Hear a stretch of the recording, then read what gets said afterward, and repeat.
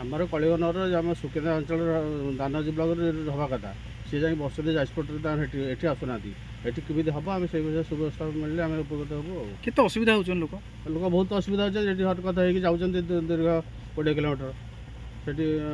ଯାଇକି ଦେଖା କରୁଛନ୍ତି ପାଉଛନ୍ତି ନ ପାଉଛନ୍ତି ଠିକ୍ ନାହିଁ କିନ୍ତୁ ଆମର ଏଠି ହେଲେ ଆମ ଅଞ୍ଚଳବାସୀ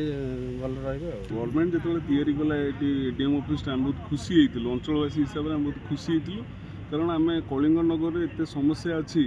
ଆମେ ଯେକୌଣସି ଗୋଟେ ଦାବି କଲାବେଳକୁ ଏତେ ଦୂର ଯାଉଛୁ ଆମେ ଭାବିଲୁ ଆମ ପାଖରେ ଏଡିଏମ୍ ଅଫିସଟା ହେଲା ଆମକୁ ବହୁତ ସହଜ ହେବ ଯିବା ଆସିବାରେ ସହଜ ହେବ ଆଉ କି ଆମର ଅଭିଯୋଗ ଯେଉଁ ଅଛି ଆମେ ବହୁତ ଜଲ୍ଦି ଯାଇକି ଏଠି ଅଭିଯୋଗ କରିପାରିବୁ କିନ୍ତୁ ଏଇଟା ଦେଖିବାକୁ ଗଲେ ଏଇଟା ଭୂତକୁଟି ପାଲଟି ସାରିଲାଣି ଏଠି କୋଟି କୋଟି ଟଙ୍କା ଗଭର୍ଣ୍ଣମେଣ୍ଟର ହାନି ହେଇଛି ମାନେ ତିଆରି କରିବାରେ ଲାଗିଲା ପରେ ଅବିକା ଦେଖିଲା ବେଳେ ଯେତେବେଳେ ଅଚଳାବସ୍ଥା ଅଛି କହିବାକୁ ଗଲେ ଗଭର୍ଣ୍ଣମେଣ୍ଟର ପଇସାଟାକୁ ଏମାନେ ଅପର୍ଯାପ୍ତରେ ଖର୍ଚ୍ଚ କରୁଛନ୍ତି ସେଥିଲାଗି ଅଞ୍ଚଳବାସୀ ବହୁତ ଦୁଃଖିତ ଅଛନ୍ତି ଯାହା ହଉ ସେ ସରକାର ଥିଲା ଆମର ବିଜେଡ଼ି ସରକାର ଥିଲା ସେ ଟାଇମ୍ ପାଇଁ ଏମିତି ହେଉଥିଲା ବୋଲି ଆମେ ଆଶଙ୍କା କରୁଥିଲୁ କିନ୍ତୁ ଅବିକା ଯେଉଁ ସରକାର ଅଛି ଏ ସରକାର ଲୋକଙ୍କ ସରକାର ଏ ସରକାର ନିଶ୍ଚିତ ଆର ରାସ୍ତା ମଧ୍ୟ ବାହାର କରିବ ଏଡିଏମ୍ ଅଫିସ୍ ଶୁଣିଥିଲୁ ଆମେ ଭାବୁଥିଲୁ ଆମର ସାର୍ 5-10 ମିନିଟ୍ରେ କାମ ହେଇଯାଆନ୍ତା ବର୍ତ୍ତମାନ ଆମେ ଯାଉଛୁ 30-35 କିଲୋମିଟର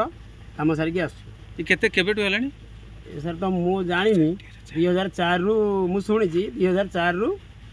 ଆରମ୍ଭ ହେଇଛି ବୋଲି ଏତେ ଟଙ୍କା ଖର୍ଚ୍ଚ ହେଇଛି ଲୋକ ଅସୁବିଧା ହେଉଛନ୍ତି କ'ଣ କହିବେ ସରକାରଙ୍କୁ ସରକାରକୁ ଅନୁରୋଧ କରୁଛୁ ଯେଉଁ ଅଫିସଟି ହେଇଛି ସେଠାରେ କିଛି ଷ୍ଟାଫ୍ ଦେଇକିରି ଅଫିସଟା ଚଲା ରଖନ୍ତୁ ଆମେ ସାର୍ 30-35 ଗୋଟେ କାମ ପଡ଼ିଲେ ଆମର 30-35 କିଲୋମିଟର ଯାଜପୁର ଟାଉନ ଯାକେ ଯାଉଛୁ ଆମେ ସାର୍ ବ୍ୟବସ୍ଥା କରୁଛୁ ଯେମିତି ପଙ୍କପାଳ ଅଫିସରେ ରହିବେ ସେଇଟା ବ୍ୟବସ୍ଥା କରିବୁ ଏବଂ ଲୋକଙ୍କ ପାଖରେ ସରକାର ଯିବ ମାନେ ଲୋକ ସରକାରଙ୍କ ପାଖକୁ ଆସିବେ ସେ ବ୍ୟବସ୍ଥା ହେବ ଆମ ସରକାର ମୋହନ ମାଝୀଙ୍କ ସରକାର।